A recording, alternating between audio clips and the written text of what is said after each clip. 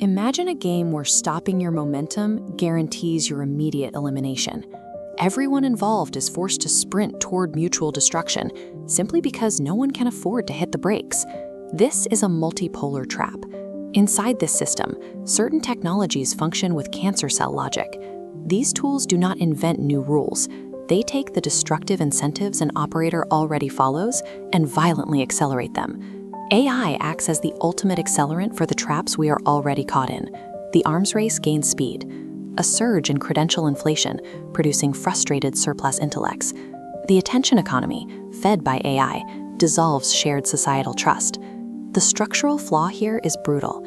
Unilateral restraint is suicidal. If any individual steps out of line and chooses to stop using AI, the surrounding competition immediately outpaces and erases them. Personal ethical choices cannot survive this math. Because AI turbocharges existing incentives, the entire human system faces an accelerated collapse unless the underlying structural rules are rewritten. Since choosing to slow down alone leads to elimination, survival requires a coordination mechanism, a system where a collective, slower deployment provides a genuine advantage. Look at the corporate sector. The default incentive is to deploy AI as aggressively and cheaply as possible to capture market share. Following that incentive is a trap. In high-stakes fields like healthcare or law, machine error is too severe for blind automation. Instead, work routes through deliberate, human-in-the-loop checkpoints. AI acts as the invisible infrastructure. In these niches, demonstrable restraint transforms from a fatal handicap into a premium market differentiator. Market survival against the AI trap relies on selling the irreplaceable weight of human responsibility, rather than raw computational speed. The exact same logic applies to how we train minds. Currently, AI mass produces empty academic credentials, passing tests and writing essays, which worsens the crisis of surplus intellects chasing the same positions. We can invert this. The goal involves aggressively offloading all rote and retrievable tasks to the machine, specifically to free up human cognitive bandwidth.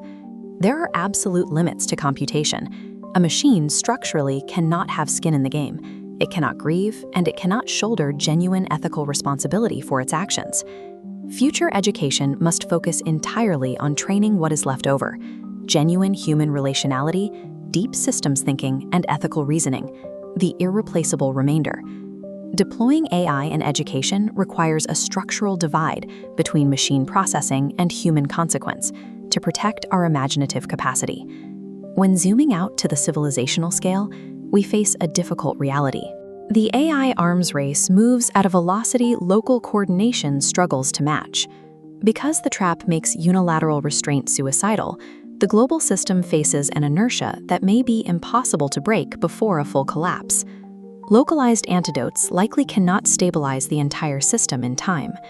These coordination mechanisms serve a different purpose. They exist to preserve and transmit the proof of concept that an alternative existed. Here is the grim paradox. We must use AI, the tool accelerating the collapse, to document, synthesize, and compress alternative models before the system fails. This encoded knowledge acts as a time capsule. It ensures human coordination strategies are not erased silently in the noise. Our primary responsibility involves leaving a superior raw blueprint for whatever civilization inherits the aftermath.